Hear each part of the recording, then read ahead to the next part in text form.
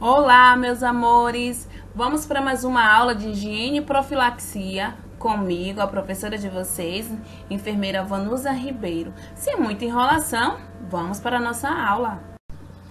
Então, hoje vamos falar sobre proteção e descontaminação, barreira de proteção.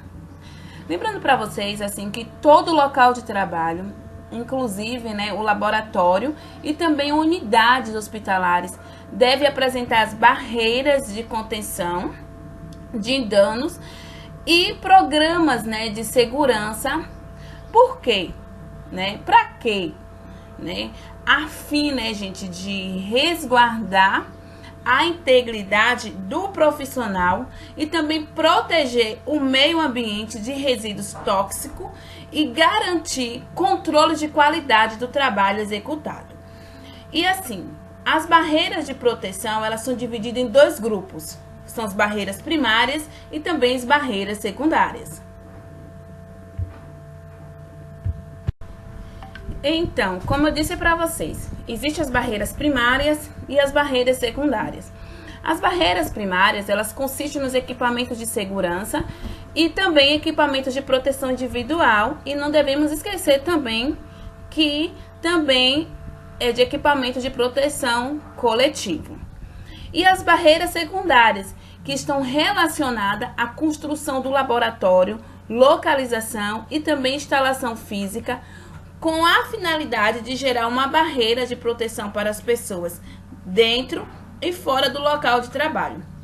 Então, os tipos de barreira, secundária, dependem, do risco de transmissão dos agentes específicos manipulados, que podem ser exemplificados, como, por exemplo, a localização distante do acesso ao público, a presença de sistema de ventilação, especialização em assegurar o fluxo de ar, é aquele unidirecionado, e também entra também o sistema de tratamento de ar para descontaminação ou remoção do ar liberado.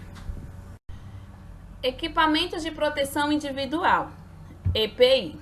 Lembrando que o uso de EPI no Brasil, ele é regulamentado, pela norma regulamentadora NR6 da portaria do número 3.214 de 1978 do Ministério do Trabalho. Então, assim, o uso do equipamento, ele deve ocorrer sempre que houver risco de contato com material contaminado e também em procedimentos que utilizem, agentes potencialmente perigosos. Poxa, quem são eles? Vocês me perguntam, professora, quem são eles? Então, entra aí os agentes potencialmente perigosos, são o sangue, fluidos corporais, secreções ou excreções, qualquer uma, que vise a proteção e a integridade física do trabalhador. E hoje vamos falar sobre as luvas. As luvas servem para promover uma barreira de proteção e seu uso reduz a possibilidade de transmissão de micro-organismos que possam estar presentes nas mãos dos profissionais. Então, assim, o equipamento, a luva de proteção individual, ele deve ser usado, em procedimentos que envolvam sangue, como eu disse para vocês, fluidos corporais, secreções e excreções, também membranas mucosas e pele não íntegra, e também durante a manipulação de artigos contaminados. E não deve, e não é recomendada a circulação pelo ambiente de trabalho. Por exemplo, ficar andando, com a luva, usando luva, a não ser, que esteja manipulando ou durante o transporte de material contaminado, entendeu? E outro cuidado que deve ser tomado é quanto ao contato com diferentes pacientes. Lembra que a gente estava conversando lá nas primeiras aulas, a importância, né, de trocar luva com determinados pacientes? Então, justamente isso, tem que ter cuidado, entendeu? Quando faz diferentes pacientes. Então, assim, faz-se necessário, né, a troca de luva entre o contato de pessoas distintas. Por quê? Tem o objetivo, né, de diminuir a possibilidade de transmissão cruzada, né, de infecção e micro-organismo. Como eu disse para vocês, se eu estou no quarto privativo, que naquele quarto privativo tem paciente só com rubéola, eu posso manipular aquele outro paciente com as mesmas luvas? Posso. Eu posso, porque aquele mesmo paciente está com as mesmas patologias. Eu só não posso pegar esse paciente aqui, manipular esse paciente e pegar outro, porque eu posso fazer uma contaminação, ou seja, uma transmissão cruzada de infecção e micro-organismo. Entendeu? Então, devemos ter esse cuidado. Mas, professora, se tem uma ala, né, um quarto privativo cheio de pacientes de Covid, por exemplo, eu posso manipular ele somente com uma luva? Não. Se tem uma ala com 5 ou 6 pacientes, vão trocar, né, pelo menos em 2 pacientes, essa luva.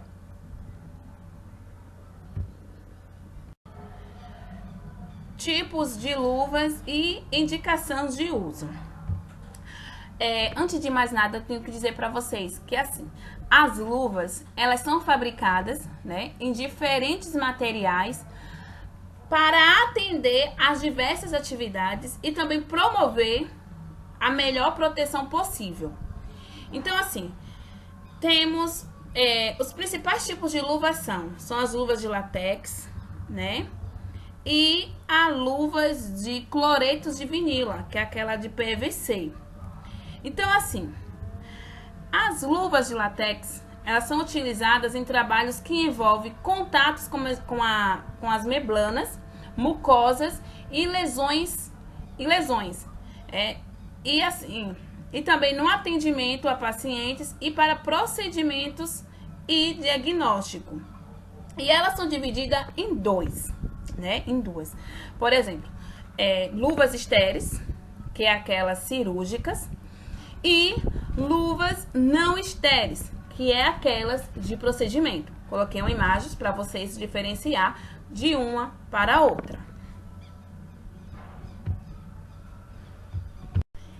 E temos as luvas de cloreto de vinila, que é aquela de PVC, que ela é especialmente recomendada para o uso, né, para o manuseio de determinados produtos químicos que irritam a pele ou, né, elas podem causar deteriorização das luvas de procedimento, ok? Deixei a imagem para vocês diferenciar também o que é uma luva de cloreto de vinila. Quando falamos de EPI, não entra somente as luvas, entra também jalecos e gorros. Então, hoje vamos falar também sobre os jalecos e gorros. O jaleco, ou como alguns de vocês preferem chamar, de avental, tem como função prevenir a contaminação das roupas e proteger a pele dos profissionais durante a exposição à matéria orgânica ou química, reduzindo a transmissão de micro-organismos. Então, assim, este equipamento, né, o jaleco, né, ele é um equipamento de proteção e deve ser usado dentro da área técnica, mesmo quando não se esteja executando algum trabalho. Ou seja, traduzindo isso tudo para vocês, deve-se usar, né, o jaleco dentro do hospital, ou seja, dentro também do PSF e não fora. E tem que se usar dentro, mesmo que não esteja fazendo nenhum procedimento, porque ele, né, o jaleco, ele está te protegendo, né, a pele dos profissionais, né, e vai reduzir a transmissão de micro-organismos. O tipo de jaleco, ele é selecionado de acordo com a atividade e quantidade de material a ser manipulado. Então, gente, recomenda, né, o uso de jalecos de manga longa e com elástico nas extremidades. E também tem que ser confeccionado em tecido de algodão ou também pode ser aquele tecido misto não inflamável. E também tem que estar com fechamento frontal, né, de botões, ou também pode ser de pressão. E o comprimento tem que ser abaixo do joelho, nada daquele jaleco acima do joelho, né? E o jaleco, ele deve ser usado permanente fechado. Nada de andar desfilando dentro do PSF ou no hospital com o jaleco aberto, né? E lavado sempre que sujar. Ou, digamos assim, no mínimo, uma vez por semana. E quando acontece a lavagem domiciliar do jaleco, ele deve ser procedido com a desinfecção, né, que vai ser utilizado hipoclorito de sódio de 0,2% e deixar ele de molho por um período assim de 30 minutos. Então, para os profissionais que trabalham com amostras potencialmente contaminadas como os agentes biológicos da classe 3, quais são esses agentes biológicos da classe 3? Aqueles, por exemplo, o vírus, né, da tuberculose. Deve ser utilizado um jaleco exclusivo para a área restrita de manuseios desses agentes.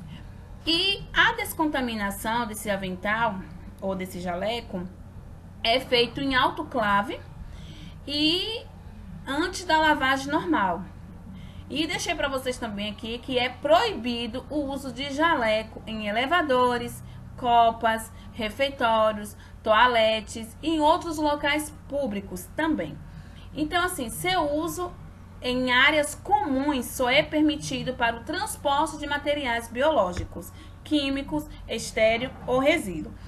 E o gorro, ele está indicado principalmente para os profissionais que trabalham com procedimentos que envolvam dispensões de aerossóis, projeção de partículas e proteção de paciente quando o atendimento envolve procedimentos cirúrgicos.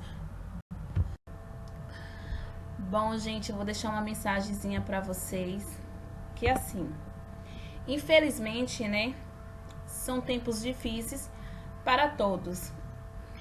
E estamos atravessando um momento incerto e que precisamos evitar a rua e também o contato humano para garantir o controle da pandemia do coronavírus, ou seja, do Covid-19. E assim, ainda não sabemos, né, quanto tempo vai durar, mas não podemos deixar o medo ocupar nossas mentes. Então, assim, é tempo de ter segurança e de acreditar também que dias melhores logo chegarão.